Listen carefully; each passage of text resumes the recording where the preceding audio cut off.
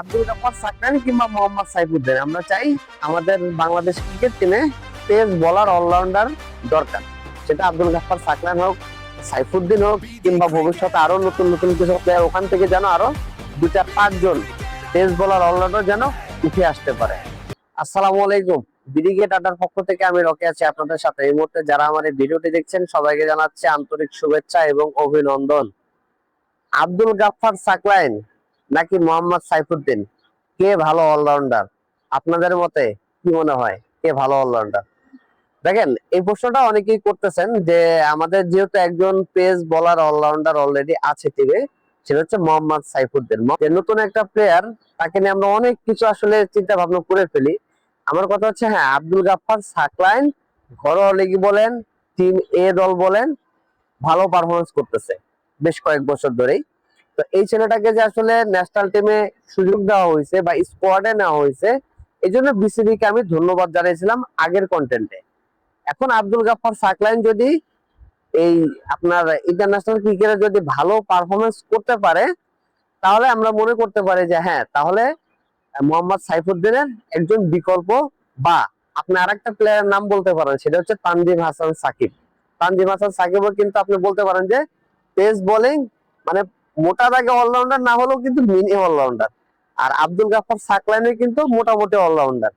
অতএব আব্দুল গাফফার সাকলাইন যদি আপনার ইন্টারন্যাশনাল ক্রিকেটে ভালো পারফরমেন্স করতে পারে, দেন তখন আমরা তার প্রশংসা করব, তখন আমরা তাকে নিয়ে কথা বলবো বা তাকে নিয়ে আমরা আকাশে উড়বো। কিন্তু যতক্ষণ না উনি ইন্টারন্যাশনাল ক্রিকেটে ভালো পারফরমেন্স করতে না পারতেছে, ততক্ষণ না পর্যন্ত তাকে নিয়ে এরকম কথা বলাটা উচিত না।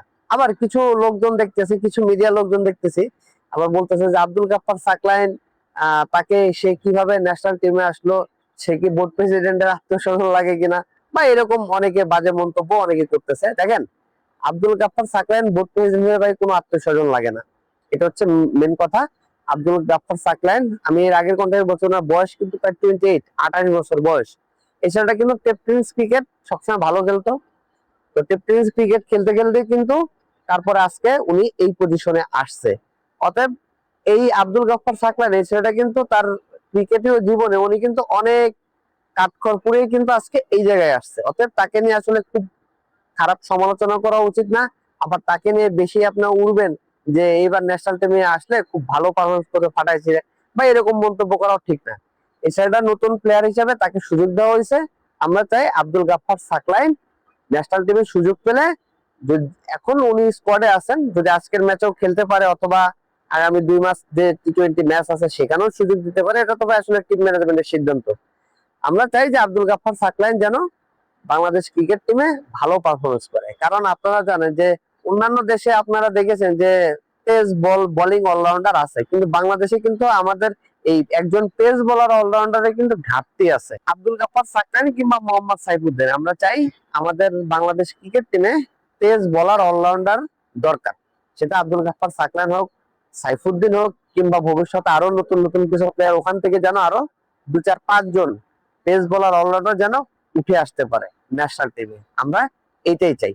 কারণ বাংলাদেশে ক্রিকেটে যদি আপনি ডেভেলপ করতে চান, তাহলে অবশ্যই একজন পেস বোলার অলরাউন্ডার, একজন স্পিন বোলার অলরাউন্ডার, এইরকম বিসিবির খোঁজ রাখতে হবে, যে তাদেরকে যেন আমরা নষ্ট যেন না করে ফেলি, তাদেরকে যেন উপযুক্ত সময় দেওয়া হয়। আব্দুল গাফফার সাকলাইনকে যেহেতু স্কোয়াডে নেওয়া হয়েছে, আমি চাই আব্দুল গাফফার সাকলাইনের প্রতি যেন বিসিবি ওই ইনভেস্টটা করে বা ওই সময়টা যেন দেয়, যে তাকে আরেকটু পরিণত ক্রিকেটার হতে সহযোগিতা করবে। তো সবাই ভালো থাকবেন। বিডি ক্রিকেট আড্ডার পক্ষ থেকে আমি রকি আজকে বিদায় নিচ্ছি। আল্লাহ হাফেজ।